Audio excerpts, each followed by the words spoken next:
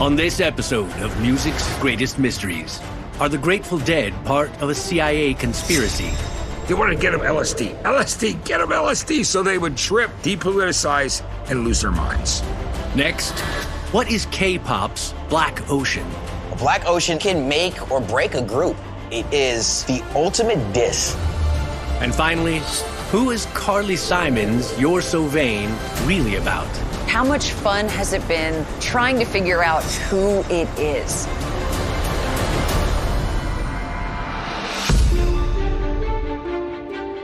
Their career spans more than half a century. They've been at ground zero for a cultural revolution, and even today, still one of the highest-grossing bands on the planet. Playing sold-out shows to their loyal and sometimes chemically enhanced fan base. The Deadheads. We're just like living in shells ourselves, you know? These are what we're in now, but we're here to learn lessons and go on further. Acid doesn't harm the human body. It makes you feel all the emotions you're supposed to feel in life in general. But does the Grateful Dead's connection to LSD have a more sinister origin? Not many people realize it was the U.S. military that created LSD for mind control. Not some super enlightened scientist to create great music and art. Is it possible that the Grateful Dead were part of a covert government operation?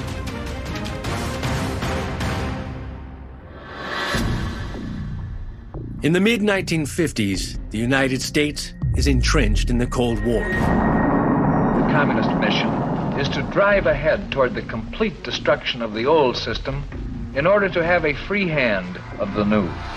The American intelligence networks were going to use any weapons to stop the Soviet Union, which they saw as bent on world conquest. One of these new weapons goes beyond war machines or bombs into infiltrating the enemy's mind. To develop this power, a secret CIA operation dubbed MK-Ultra is created in 1953. MK-Ultra is a unit for the use of biological and chemical materials to affect human behavior. In other words, mind control. One of the drugs they develop is LSD. It was used to experiment on people as somewhat of a truth serum and see how far it could make people go, what they could do to control them. I feel these lovely colors vibrating all over me. Oh, it's lovely. Some good things might have come out of it, but it was used for a very sinister idea. That's why it was created. And I can feel the air. I can see it. I can see all the molecules. For 20 years, MK-Ultra secretly tests their new weapon on a variety of subjects. They gave it to prisoners, the mentally ill. In other words, people that couldn't really fight back. The CIA was doing tests on Army vet people. It was horrible what they did. We have seen some of the effects of LSD. What effect would it have on a vital operation? Further research is required to give us that answer. If you trick somebody into taking them, it can ruin your life. This was part of a time also in the 1950s where there was almost no oversight of the CIA. They conducted these experiments, people died, one committed suicide. But some participants of the CIA experiments are volunteers, college students, unaware of who was actually behind the plan and what the true purpose is.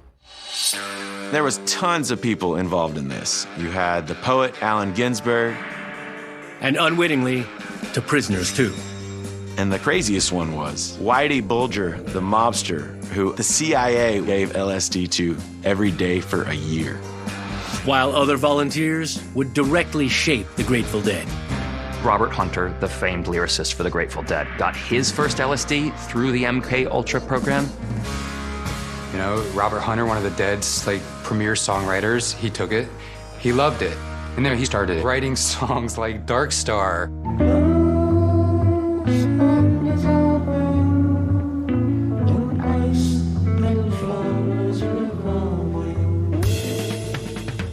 The most famous recipient is Ken Kesey.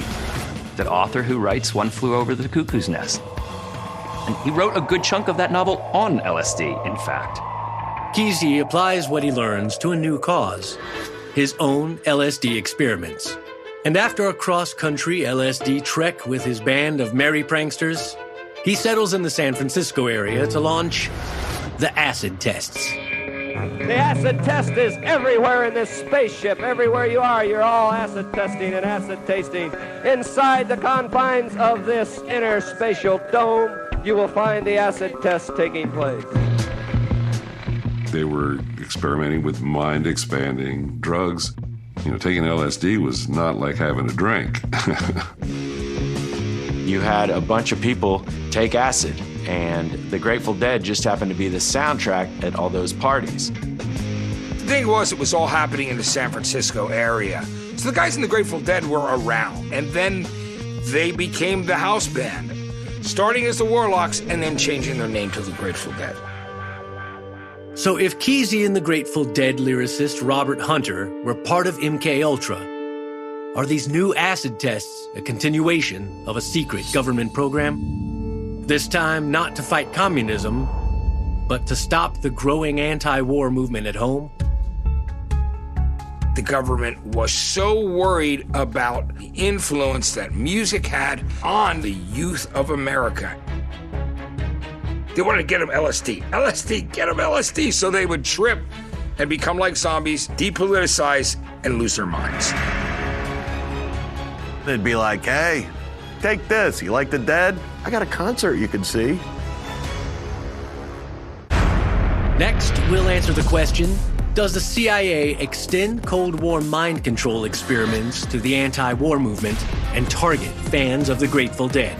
The FBI and CIA were super interested in what the counterculture was doing. Later, a look into the wild fan base of K-pop and their weapon called a Black Ocean. The Black Ocean doesn't happen a lot, but when it does, it's pretty brutal.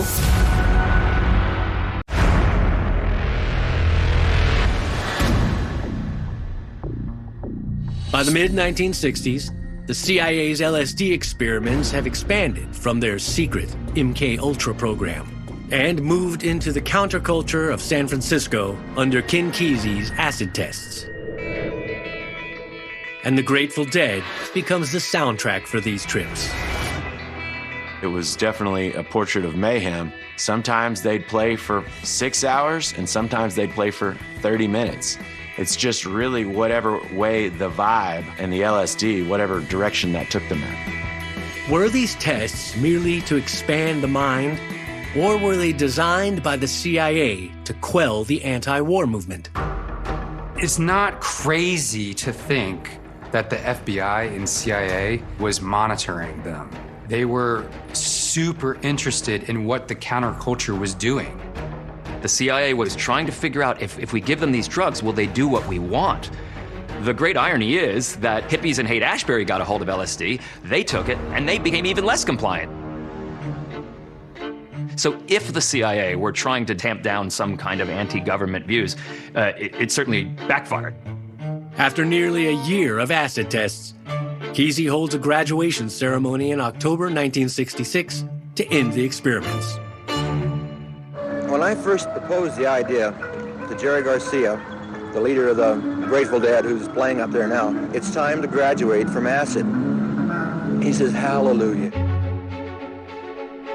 The Grateful Dead move on to spearhead the countercultural revolution and become one of the biggest bands in the world, but are forever linked with psychedelic drug use. So is there any truth to these rumors or connections to the CIA? Before his death in 2019, Dead lyricist Robert Hunter is asked the question, was the CIA behind the counterculture? His cryptic answer, I don't know. I think the answer is, who can say? There's a lot of stories that a lot of those people were paid by the CIA. And whether or not anybody in the Grateful Dead had any true knowledge that it was the actual government doing this, that I'm not sure about.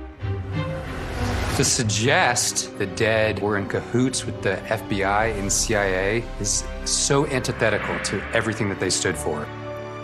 Was Jerry Garcia in the CIA? No way, Jose.